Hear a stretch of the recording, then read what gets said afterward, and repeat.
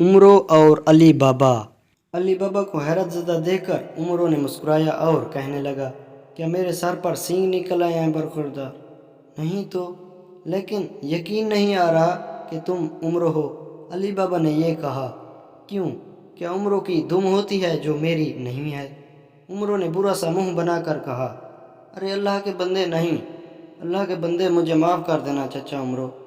بہرحال مجھے یقین آ گیا کہ تم اصلی عمرو ہو۔ علی بابا نے معذرت کرتے ہوئے کہا، نہیں، جب تک تم برفی نہیں کھاؤ گے تمہیں یقین نہیں آئے گا۔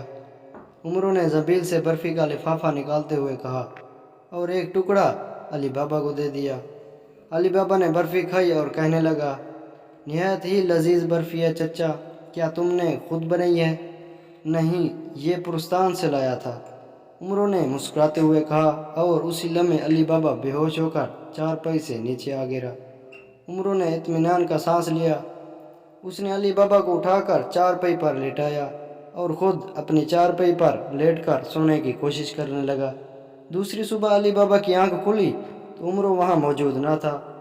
اس نے عمرو کو پکارا، پھر اسے رات کا واقعہ یاد آیا تو وہ حیران ہوا کہ عمرو نے اسے کیوں نشہ آور برفی کھلائی تھی جس سے اسے کوئی ہوش نہیں آ رہا تھا۔ ابھی وہ سوچ ہی رہا تھا کہ عمرو اس کے لیے ناشتہ لے آیا۔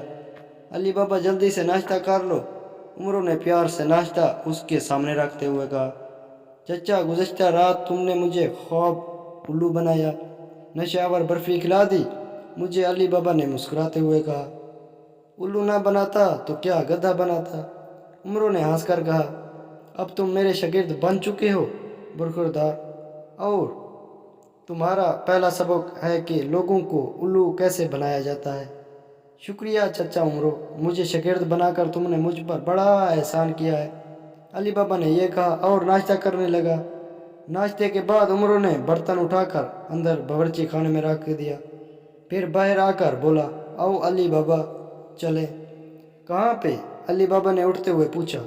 جادوگر کو الو بنانے اور ان کی دولت لوٹنے، لیکن آئندہ بھی مجھ سے سوال مت کرنا۔ میں جو کچھ کروں خاموشی سے دیکھتے رہنا، ورنہ نقصان اٹھاؤ گے۔ جو بات ضروری ہوگی میں خود تمہیں بتا دیا کروں گا۔ عمرو نے ہدایت کی، ٹھیک ہے چچا عمرو، سمجھ گیا۔ علی بابا نے سر ہلا کر کہا، یہ بھی یاد رکھو کہ مجھے کسی کے سامنے چچا عمرو مت کہنا، بزرگ کہہ لینا یا کچھ اور۔ کسی کو پتہ نہیں چلنا چاہیے کہ میں عمرو ہوں، کیونکہ کسی دشمن نے سن لیا تو میرے ساتھ تمہاری جان بھی خطرے میں پڑ جائے گی۔ آگے تم خود سمجھدار ہو۔ دشمن جادوگر ہر وقت مجھے گرفتار کرنے کے لیے میری تلاش میں رہتے ہیں، عمرو نے تائید کرتے ہوئے کہا، اور علی بابا کے ساتھ گھر سے نکل کر ایک جانب چل دیا۔ جلد ہی وہ شہر سے باہر نکل آئے۔ چچا عمرو، ہم کہاں جا رہے ہیں؟ علی بابا نے چلتے چلتے پوچھا۔ پھر وہیں بچہ عمرو، کیا میری نصیحت ابھی سے بھول گئے ہو؟ عمرو نے پلٹ کر فیصلے لہجے میں کہا، مگر یہاں تو ان درختوں جھاڑیوں کے سوا کوئی سننے والا نہیں ہے۔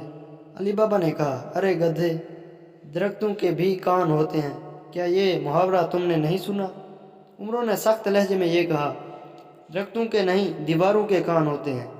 علی بابا نے مسکراتے ہوئے کہا، لیکن یہاں دیوار میں نہیں درخت ہیں، اس لیے درختوں کا صحیح محاورہ ہے، عمرو نے حتمی انداز میں کہا، اور علی بابا اس کی چالاکی پر حیران رہ گیا۔ گزشتہ ماہ عمرو عیار طلسم ہوشربا کے چند جادوگروں کو قتل کر کے اور ان کی دولت لوٹنے کے بعد طلسم ہوشربا سے بچ کر نکل گیا تھا۔ جب دوسری روز طلسم ہوشربا کے شہنشاہ افراسیاب کو وزیر خزانہ جھونکر جادوگر، وزیر تجارت گھونسا جادوگر، سابق وزیر خزانہ بگلا جادوگر، بھنڈی جادوگر، ظالم جادوگر اور ناری جادوگر کے قتل کی خبر ملی تو وہ بے حد غضبناک ہو گیا تھا۔ اس نے فوراً اعلان کر دیا کہ جو شخص عمرو کو زندہ سلامت گرفتار کر کے اس کے دربار میں پیش کرے گا، اس کی شادی شہزادی کلو پترا سے کر دی جائے گی اور اسے طلسم باطن کا حاکم مقرر کر دیا جائے گا۔ اس اعلان کے بعد طلسم ہوشربا کے کئی جادوگر عمرو کو گرفتار کرنے کی کوشش میں مصروف ہو گئے تھے، لیکن ابھی تک کوئی اپنے مقصد میں کامیاب نہ ہو سکا تھا۔ طلسم ہوشربا کے جادوگر نے عمرو کے شہر میں داخل ہونے پر پابندی لگائی ہوئی تھی، اور عمرو صرف شہر کے باہر سے گرفتار کرنے کی اجازت تھی، اس لیے جادوگر انتظار میں تھے کہ عمر و طلسم و شربا کی طرف آئے تو اسے گرفتار کر کے افعال سیاب کے حضور پیش کریں۔ انتظار کرنے والوں میں ایک خوفناک اور انتہائی ظالم جادوگر بھی شامل تھا جس کا نام کھوٹا جادوگر تھا۔ وہ روح بدل کر عمرو کے شہر کے باہر گھومتا رہتا ہے۔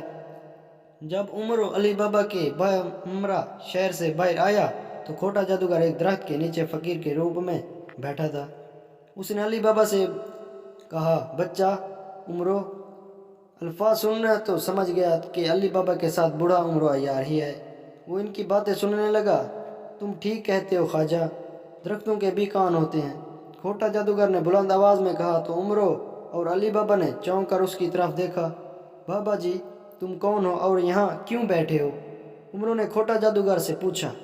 میں درویش ہوں، میرا نام بنگالی بابا، کھوٹا جادوگر نے جواب دیا۔ او بنگالی بابا، کیا تم بنگالی نجومی ہو؟ پھر تو ذرا اس لڑکے کا ہاتھ دیکھو اور بتاؤ یہ کون ہے اور اس کی قسمت میں جادوگروں کی دولت ہے یا نہیں۔ انہوں نے جلدی سے کہا، تو کیا یہ جادوگروں کو لوٹنے جا رہا ہے؟ کھوٹا جادوگر نے چونک کر کہا، تم بنگالی بابا ہو تو خود ہی معلوم کر لو کہ یہ کہاں جا رہا ہے۔ عمرو نے برا سا منہ بنا کر کہا، میں تو بہت کچھ معلوم کر سکتا ہوں، ہاتھ دیکھیے۔ بغیر میں جان چکا ہوں کہ مینو جواب علی بابا ہے اور تم عمرو عیار ہو، آخر بنگالی بابا ہو، کوئی ایرا غیرہ نہیں۔ کھوٹا جادوگر نے ہنس کر کہا تو عمرو حیرت کے مارے اچھل پڑا۔ علی بابا بھی حیران رہ گیا۔ عمرو کے ذہن میں سوال آیا کہ اتنی جلدی کچھ جان لینا مصروف جادوگر کے لیے ہی ممکن ہے، اور یقیناً یہ بوڑھا بھی کوئی جادوگر ہے۔ تم تو بہت ہی پہنچے ہوئے درویش ہو یار، عمرو نے تعریفی انداز میں کہا۔ یہ تو بتاؤ اس مرتبہ کتنے جادوگر میرے ہاتھوں کے قتل ہو گئے اور کس قدر دولت ہاتھ آئے گی؟ ابھی بتاتا ہوں، پہلے اپنی زنبیل اتار کر یہاں رکھ دو۔ کھوٹا جادوگر نے سر ہلاتے ہوئے کہا، نہیں، میں زنبیل نہیں اتار سکتا، البتہ لباس تمہیں دے سکتا ہوں۔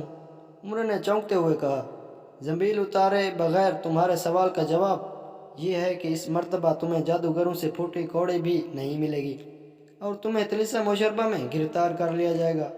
کھوٹا جادوگر نے مسکرا کر کہا، لو بھائی علی بابا، بنگالی بابا نے بہت بڑا شگون دیا ہے۔